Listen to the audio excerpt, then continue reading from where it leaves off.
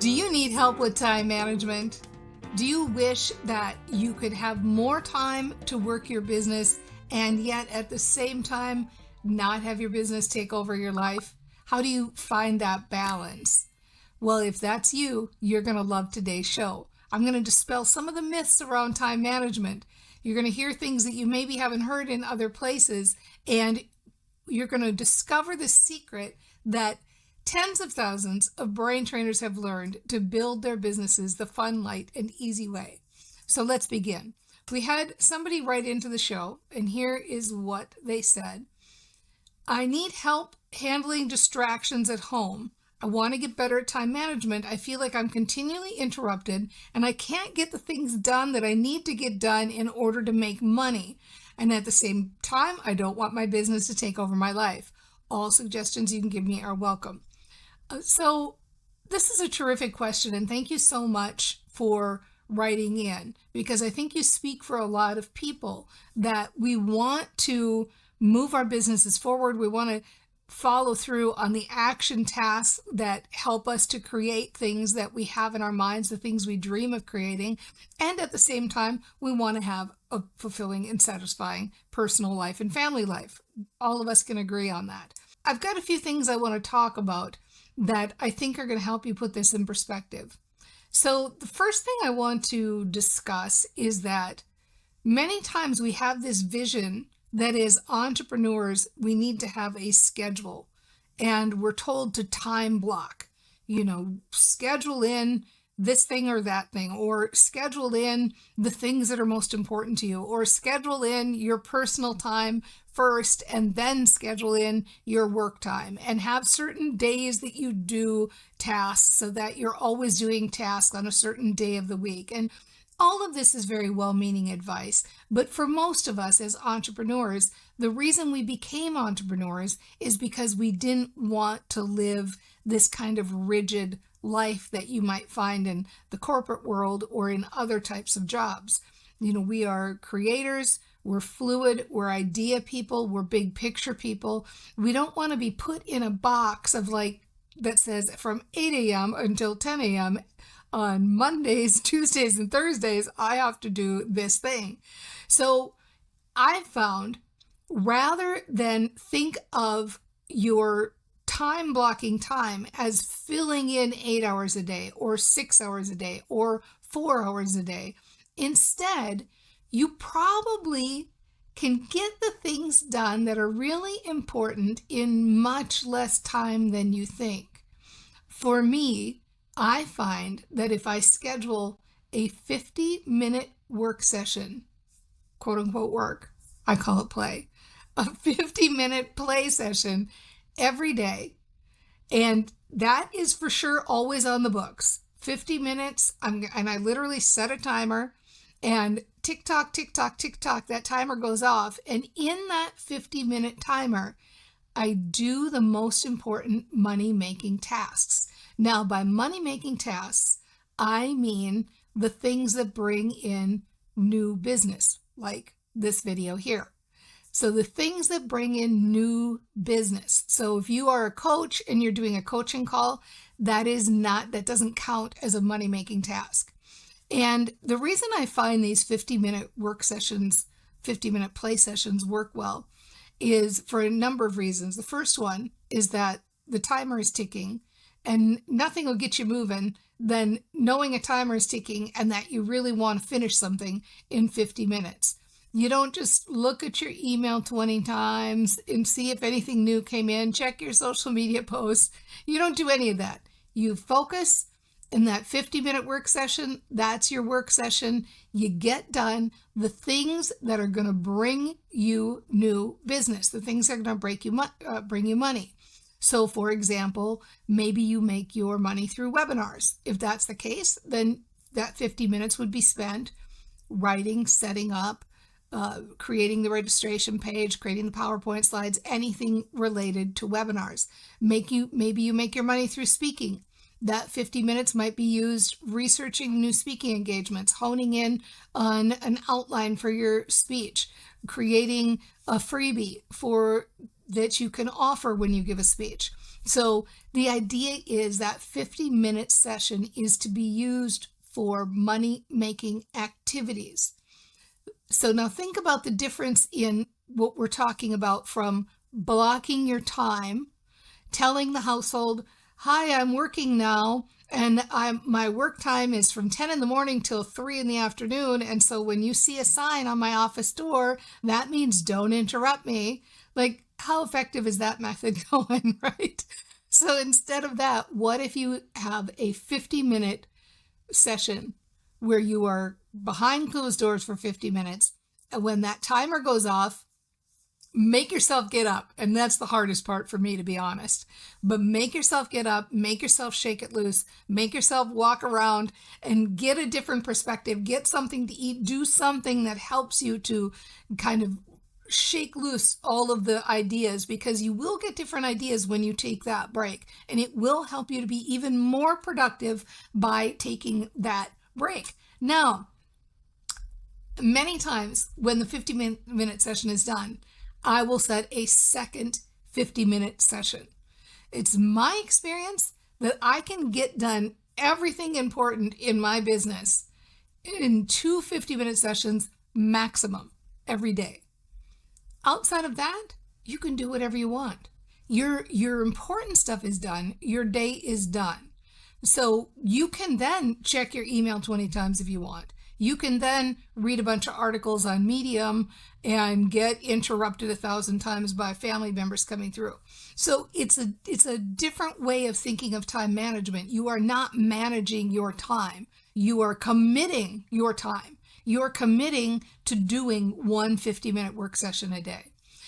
Now, the other piece on this that's important is that some people find 50 minutes too long. And if that's you, do what you like. Make it a 30-minute work session or a 20-minute work session, or fill in the blank, whatever you prefer, whatever you like to do. Okay. So point number 1, you probably need far less time than you think. Point number 2, if you're not doing it, if you're not doing that thing that you think you need to do, that you want to do, if you keep putting off that thing, maybe you don't need to do it. You know, we all sit around and we say like, oh, I have to do this or I'm not going to make money, or I have to do that or I'm not going to make money, or if I don't get this email out, I'm not going to make money. So we tell these stories to ourselves about what makes us money. And we create these scenarios that if this thing doesn't get done, then the money is not going to come in. So, right? We're brain trainers. We know better than that. If we tie the money to that action, then we create a story that if I don't take that action, I don't make the money. But that's not how money flows. You know, money flows because of expectation. Money flows because you have the idea that money is coming to you in greater and greater ways. You're telling the story that money flows easily to me. You're doing things for the fun and joy and impact of it in the world. You're not just doing things because if I check off this list, no matter how tedious it is, I'm going to make money. Nobody wants that for a job, and I don't think you do either, right? So we want to create a new paradigm for ourselves. And the paradigm is money flows to me through my joy. I build a business that I love. I do the things I love. And when I'm in emotional alignment, when I'm feeling good, when I'm feeling happy, when I make feeling good my number one priority, when I let the positive thoughts flow through my mind, money flows easily to me. Money flows easily. So we have this idea that this list of things to do has to be done. But if you're not feeling like doing it, maybe it doesn't. Maybe it's not important enough to you to do.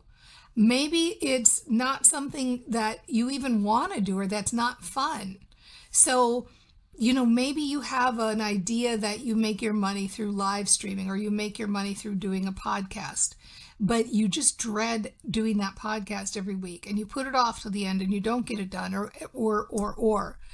Well, maybe that's not your thing. Maybe there's a funner or lighter or easier way for you to do things. So really think about, like, is this really the thing I want to do? Is this the thing that makes me go, oh, I can't wait to get up in the morning and do that podcast. Oh, I can't wait to get up in the morning and write that blog post. Oh, I can't wait to get up in the morning and do that thing, right? You want to feel that way about whatever your chosen marketing method is. Furthermore, if you don't feel like doing it, then maybe it's not that important to you. Is that true? Is that true for you? Because you might come back to me, no, Dana, this is really important to me. I really want to write my book. I really want to write my book, but I never seem to find time for it. I really, really want to do that, but I never find time for it. I don't seem to be able to do it, you know? So I'm going to tell you a little weird story that is going to loop into here, and you're going to see how. Way back in the day when I was a direct seller, I used to hold local meetings. And sometimes people would say, oh, I really want to go, but I just don't ever seem to make it, or I can't make it, or this came up or that came up. Oh, I really, really want to go, but this came up or that came up. So I started helping people have a little bit of a reality check, because what I knew is if people want to do something, if it's a priority to them, they will do it. And we had, people on the team who had famous stars that they were in love with. So it's like, George Clooney or Denzel Washington or Brad Pitt or whoever, fill in the blank with whoever the star they might be infatuated with. And I would say, well, if Brad Pitt was going to be at the meeting, would you be there? And of course they would be like, yeah, of course I would be there, right? So suddenly it's like, whoosh, big priority to go to that monthly meeting. Well, it's kind of similar like that with us. We have these ideas that I really want to write that book. I really, really want to write that book, but I don't seem to find time. And that's because we don't tie a good story to getting the book done. We don't tie a good story to what would be the outcome of having the book done. So how do things become important to us? Things become important to us when we create the emotional momentum that makes them important to us. How do we create the emotional momentum? By training our brains, by thinking the good thoughts, by thinking the big dream, the positive outcome, the thing that could happen. If you get your podcast done every week, and if you're thinking about it in this way, I might get discovered through my podcast. Maybe somebody will offer me a TV show because hosting a TV show because they hear my podcast and they get excited. Maybe my book will be read by somebody famous and they'll be seen on Instagram holding the cover. Maybe there will be groups all over the world speaking languages I don't speak, studying my book in small little study sessions. Oh my gosh, I really want to get my book done because I can just see this group of women gathering around discussing the principles in my book in 20, 30, 40, 50, 100 languages. The idea is create the scenario of the outcome that helps you to feel emotional momentum about getting something done. So then it's not like, I want to get my book done because I said I'd get my book done, and everybody who's anybody has a book, and I don't have any credibility if I don't have a book. Who wants to write a book when that's the story you're telling? There's no fun in that story. So you want to tell the story that makes it sound like fun. So maybe what makes it sound like fun is becoming famous. Maybe what makes it sound like fun is impacting lives. Maybe what makes it sound like fun is being able to write a series of books and knowing like, oh, I've got more than one idea. What is the thing that is your trigger button that makes you go, yeah, I really want to get this done because this big dream could come out of it. This big thing could happen from it. So notice what happens when you do that. What happens when you do that is you not only create the emotional momentum to get something done that's important, and it's not getting done just because, oh, I set a timer and I did it in 50 minutes. Like, okay, that's still a good idea, all right? But it's getting done because you're so excited to get it done. So you are creating the emotional momentum to get things done. And at the same time, you're training your brain for the big dream. Think about, what if you are thinking every single day, and I'm using writing the book as the example, but you can fill in the blank here for anything that you want to accomplish. You want to be a speaker, you want to speak on cruise ships, you want to speak at colleges, you want to have a top 10 podcast, you want to have 1 million followers on Instagram, like fill in the blank with anything that you dream about here. But what happens is you're not only creating emotional momentum, you're training your brain. You're saying to yourself over and over and over again, I finished my book. It's impacting lives. There are people all over the world gathering in circles reading my book. There are study groups around my book. So many thousands and 10,000s and 100,000s and millions of people have been impacted by these words. They are going on to impact other people. The paradigm of the whole culture is shifting because of this work that's put out there. Like, really think about that every single day. And think about how excited you get with that every single day. And wow, watch what happens, right? Watch what happens. So, in short, try not to think of time management as time blocking or putting together the perfect schedule or putting a sign on your door and telling everybody to stay away. Try to think of it as small chunks of time are 1000% sufficient. And what's more important than the actual tasks that we do is the way we think about the tasks that we do, the story we're creating around the tasks that we do. And finally, follow your fun, light, and easy. Follow the things that light you up, that bring you joy. Follow the things that spark you. Follow the stories that feel good to you. So tell that story. It starts like, Dana's right. We all know that's the best way to start, all right? Dana's right.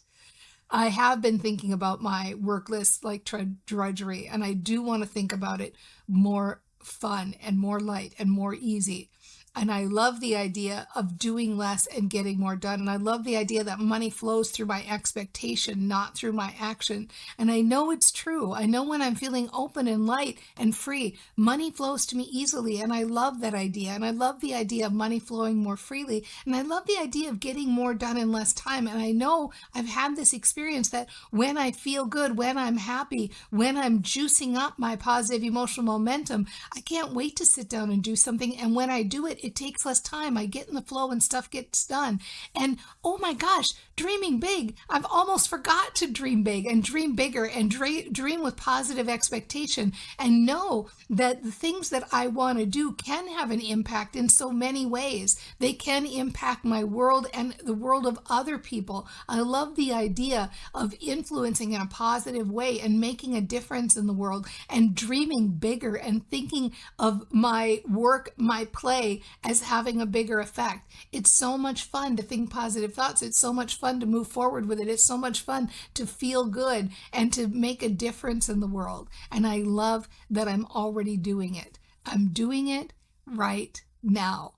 And without a doubt, it doesn't take a lot to really juice up those good thoughts. And if you're having a challenge with it, I want to give you a little call out here in case you haven't seen it. We have started doing these positive rant, positive mindset songs on the channel. So go look under playlists and you will see we've got a whole playlist of songs with good mantras for building businesses put to music.